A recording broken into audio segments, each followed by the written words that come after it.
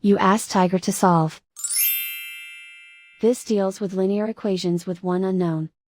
The final result is y equals 19. Let's solve it step by step. Simplify the expression.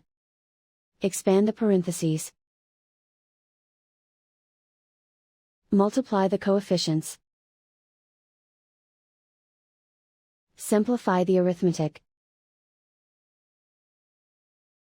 Expand the parentheses. Simplify the arithmetic. Group all constants on the right side of the equation. Subtract 64 from both sides. Simplify the arithmetic.